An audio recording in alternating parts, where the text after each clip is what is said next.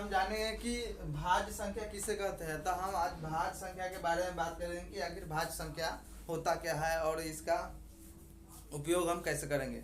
चलिए देखते हैं भाज्य संख्या किसे कहते हैं। तो भाज्य संख्या उसे कहते हैं जो एक और स्वयं, मतलब कि मान लीजिए एक और स्वयं से भाग लग जाएगा, मतलब कट जाए, उसे हम भाज्य संख्या कहते हैं। तो देखते हैं कि कौन सा भाज्य संख्या है। जैसे एग्जांपल में ले लेते हैं दो, चार है। जैसे कि मान लीजिए हम दो को नहीं लिए हैं क्योंकि चार से लिए, देखिए दो है ना, दो को हम सिर्फ एक से काट सकते हैं और दो से स्वयं, यानी दो ही से कटेगा, बाकी तीसरा से न कटने वाला नहीं है। लेकिन ये चार है, मतलब मान लीजिए ये हम दो को हम सिर्फ एक और इसी से काट सकते हैं, लेकिन चार को हम, जो चार दिख रहा है, चार को हम एक से भी काटेंगे, दो से भी काटेंगे, यानी चार से भी काटेंगे, यानी ये एक से भी कटना है, चार से भी कटने वाला है, दो से भी कटने वाला है। तो वही हम देखें इसमें कि एक और स्वयं से, देखिए एक और स्वयं से छोड़कर किसी अन्य संख्या से विभाज्य हो उसे भाज्य संख्या कहते हैं। तो एक और चार से कट के बाद दो से भी कट रहा है, तो ये हो गया भाज्य संख्या। छः को ले लेते हैं, छः का भी देख लेते हैं एग्जाम्पल। छः को हम क्या काट से काट सकते हैं, देखिए छः को हम एक से भी काट सकते हैं ना, छः को हम दो से भी काट सकते हैं, तीन दूनी छः होता है।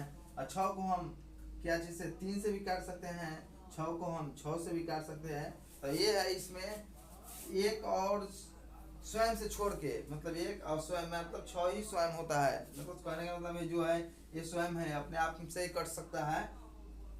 तो नहीं सुने हैं कि हम नहीं मार सकता है जब तक हम नहीं चाह सकते हैं। मान लीजिए हमको मारना है तो भगवान ही मार सकते हैं, नहीं तो हम अपने मर सकते हैं, नहीं तो किसी कोई औकात नहीं कि मार सकता है।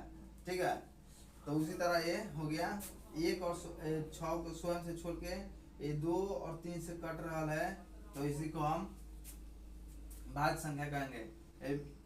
मान लेते हैं, हम इसको छोड़ देते हैं, चलते हैं देखते हैं, इसको ले लेते हैं। अब इसमें ये हम देख लिए कि भाज्य संख्या किसे कहते हैं तो जाने, लेकिन अब ध्यान से सुनिए। अब पूछेगा ये आपसे सवाल पूछेगा कि भाज्य सबसे छोटी भाज्य संख्या एक अंक की सबसे छोटी, चाहे सबसे छोटी भाज्य संख्या कहें तो सबसे छोटी भाज्य संख्या चार होगा। अब पूछेगा सबसे बड़ी संख्या, तो सबसे बड़ी संख्या बताइए क्या है।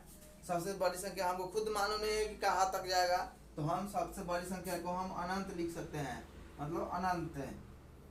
अनंत कैसे लिखा था वो, अनंत, हाँ अनंत हम लिख सकते हैं, अनंत इसका चिन्ह भी होता है। तो पूछेगा सबसे छोटी संख्या भाज्य संख्या तो चार है, सबसे बड़ी पूछेगा तो